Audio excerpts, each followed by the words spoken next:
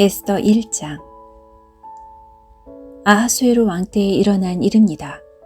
아하수에로는 인도에서 에티오피아까지 127지역을 다스린 왕으로 당시 그는 수도인 수산에서 나라를 다스리고 있었습니다.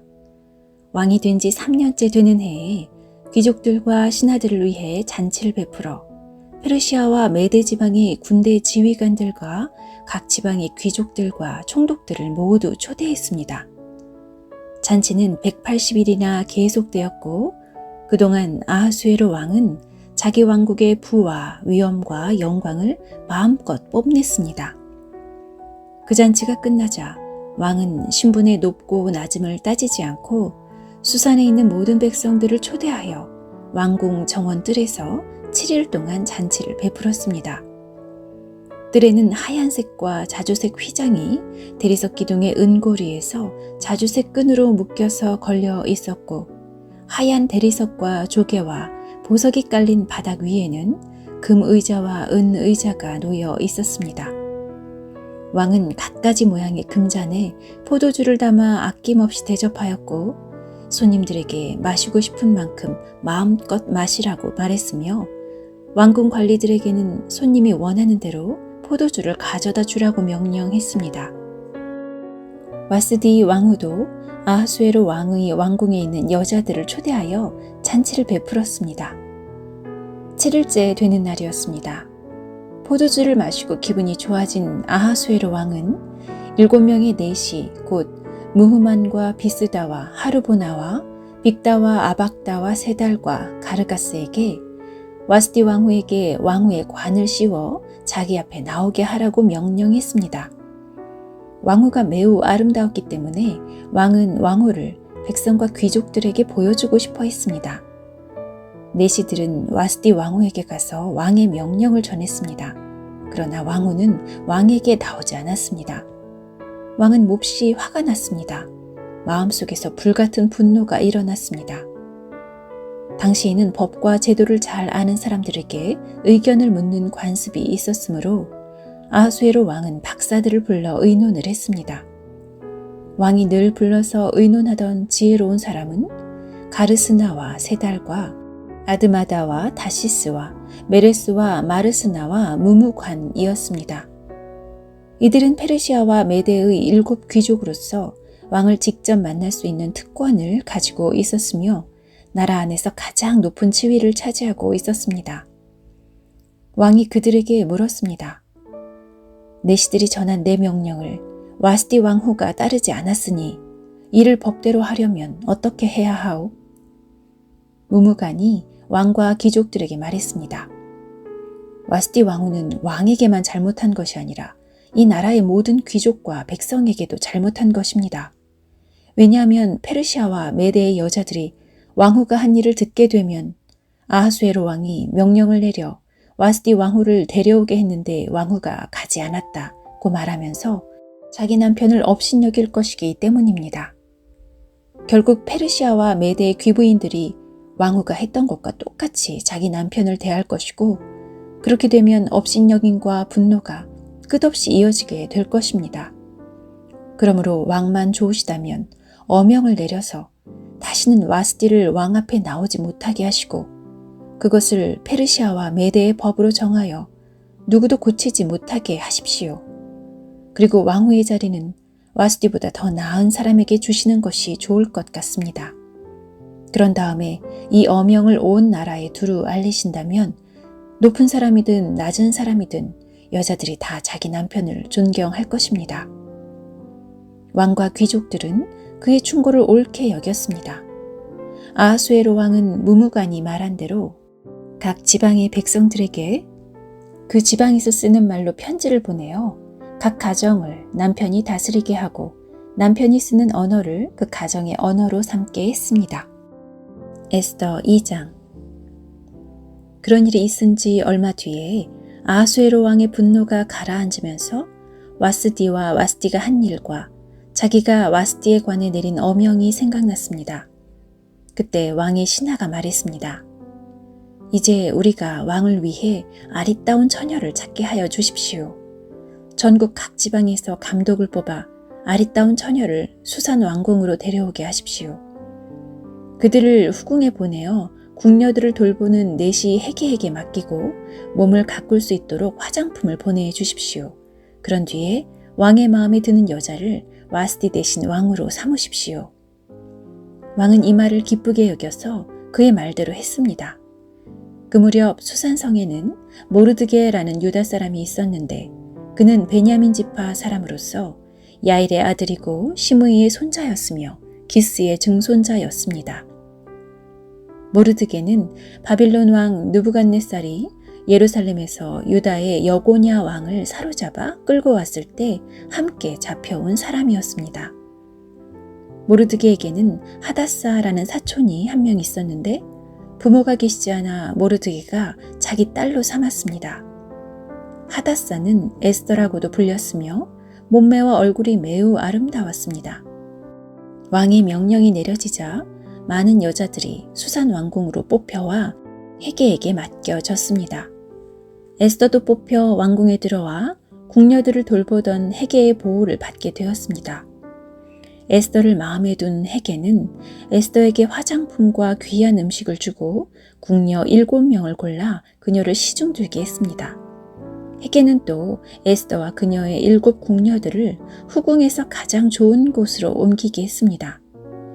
에스더는 누구에게도 자기의 집안과 민족에 대해 얘기하지 않았습니다. 왜냐하면 모르드게가 이에 대해 아무에게도 말하지 말라고 했기 때문이었습니다. 모르드게는 에스더가 잘 있는지 그리고 에스더에게 무슨 일이 일어났는지 알아보려고 날마다 후궁 근처를 서성거렸습니다. 처녀들은 아하수에로 왕 앞에 차례대로 나아가기 전에 12달 동안 몸을 가꿔야 했습니다. 6달 동안은 기름과 물약으로 그리고 나머지 6달 동안은 향수와 화장품으로 몸을 치장하였습니다. 처녀가 왕에게 나아갈 때는 원하는 것을 다 주었으며 그것을 후궁에서 왕궁으로 가져갈 수 있게 하였습니다. 처녀는 저녁이 되면 왕궁으로 들어갔다가 다음날 아침이 되면 다른 후궁으로 돌아와서 궁녀들을 돌보는 사하스가스라는 내시의 보호를 받게 되어 있었습니다. 그리고 왕의 마음에 들지 않아 다시 이름이 불리지 않는 처녀는 결코 왕에게 나아가지 못했습니다. 드디어 아비하일의 딸이며 모르드게의 사촌이면서 모르드게가 자기 딸로 삼은 에스더가 왕에게 나아갈 차례가 되었습니다. 에스더는 궁녀를 돌보는 내시인 헤게가 말한 꼭 필요한 장식 말고는 아무것도 요구하지 않았으나 누가 보아도 아리답기 그지 없었습니다. 에스더가 왕궁으로 들어가 왕 앞에 나아간 때는 아하수에로가 왕이 된 지 7년째 되는 해의 10째 달, 곧 데벳월이었습니다. 왕은 모든 처녀들 가운데서도 에스더를 가장 좋아했습니다. 드디어 아하수에로 왕은 에스더의 머리에 왕관을 씌워주고 와스티를 대신해서 에스더를 왕으로 삼았습니다. 왕은 에스더를 위해서 큰 잔치를 베풀고 귀족들과 신하들을 모두 초대했습니다. 그리고 전국에 휴일을 선포하고 사람들에게 푸짐한 선물을 나누어 주었습니다. 처녀들을 2번째로 불러 모았을 때 모르드게는 왕궁 문에 앉아 있었습니다. 그때까지도 에스더는 모르드게의 지시대로 누구에게도 자기의 집안과 민족에 대해 말하지 않았습니다. 그녀는 모르드게 밑에서 자랄 때와 마찬가지로 그의 말을 잘 들었습니다. 모르드게가 왕궁 문에 앉아 있을 때 문을 지키는 왕의 2 신하인 빅단과 데레스가 원한을 품고 아하수에로 왕을 죽일 음모를 꾸미는 것을 듣게 되었습니다. 이 음모를 알게 된 모르드게가 에스더 왕후에게 이 사실을 알려주자 에스더는 모르드게가 일러주었다고 하면서 그 사실을 왕에게 말했습니다. 사실을 조사한 후에 음모가 밝혀지자 그들은 나무에 달려 죽임을 당했습니다. 그리고 이 모든 사실은 왕이 보는 앞에서 왕궁 일지에 적혔습니다. 에스더 3장. 이 일이 있은 뒤에 아하수에로 왕은 아각 사람 함므다다의 아들 하만을 높여 귀족들 가운데서도 가장 높은 자리에 앉혔습니다. 왕의 명령에 따라 왕궁의 모든 신하들은 하만 앞에서 무릎을 꿇고 절을 했습니다.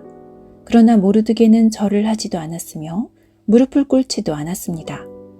그러자 왕궁문에 있던 왕의 신하들이 모르드게에게 물었습니다. 어찌하여 당신은 왕의 명령을 따르지 않는 거요? 날마다 모르드게에게 충고를 해도 듣지 않자 그들은 그 사실을 하만에게 알렸습니다. 모르드게가 스스로 유다인이라고 했으므로 그들은 하만이 모르드게의 행동을 그대로 내버려 둘지 지켜볼 생각이었습니다. 하만은 모르드게가 자기에게 절하지도 않고 무릎을 꿇지도 않는 것을 보고 크게 화가 났습니다. 그는 모르드게가 유다인인 것을 알고는 모르드게만 죽이는 것으로는 충분치 않다고 생각하여 아하수에로 왕국에 있는 모든 유다인, 곧 모르드게의 민족을 다 죽여 없앨 방법을 찾았습니다. 그때는 아하수에로가 왕이 된 지 12년째 되는 해의 첫째 달, 곧 니산월이었습니다.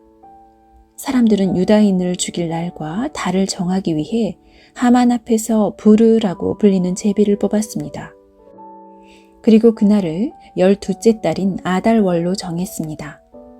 하만이 아하수에로 왕에게 말했습니다. 왕이 다스리시는 나라의 모든 지방에 걸쳐 다른 민족들 사이에 흩어져 사는 한 민족이 있는데 그들은 자기들끼리만 모여 삽니다. 그들은 어느 민족과도 다른 풍습을 갖고 있으며 왕의 법도 지키지 않고 있습니다. 그러므로 그들을 왕의 나라에서 그대로 살게 내버려 두는 것은 옳지 않다고 봅니다. 왕께서 좋으시다면 그 백성을 완전히 없애라는 명령을 내려주십시오. 그러면 저는 왕의 재정을 맡은 관리에게 은 10,000달란트를 주어 왕의 금고에 넣도록 하겠습니다.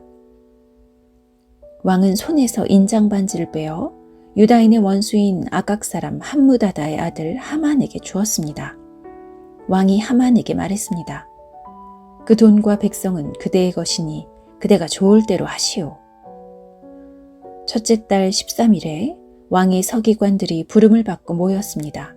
그들은 하만이 시키는 대로 각 지방의 총독들과 군대 지휘관들과 각 민족의 귀족들에게 각 지방과 민족의 언어로 조서를 썼습니다. 그들은 조서를 아하수에로 왕의 이름으로 적어서 왕의 인장 반지로 봉인한 뒤 사신들을 시켜 전국에 조서를 보냈습니다. 조서의 내용은 12째 달인 아달월 13일에 유다인을 젊은이 늙은이 여자 어린이 할 것 없이 다 죽여 없애버리고 그들의 재산을 다 빼앗으라는 것이었습니다. 각 지방에서는 이 조서를 베껴 법률로 선포하고 모든 백성에게 알려 그날을 준비하게 했습니다. 왕의 명령이 내려지자 사신들은 서둘러 길을 떠나고 수산성에서도 조서가 선포되었습니다. 왕과 하만이 자리에 앉아 술을 마실 동안 수산성은 어지러움과 혼란에 빠져 있었습니다.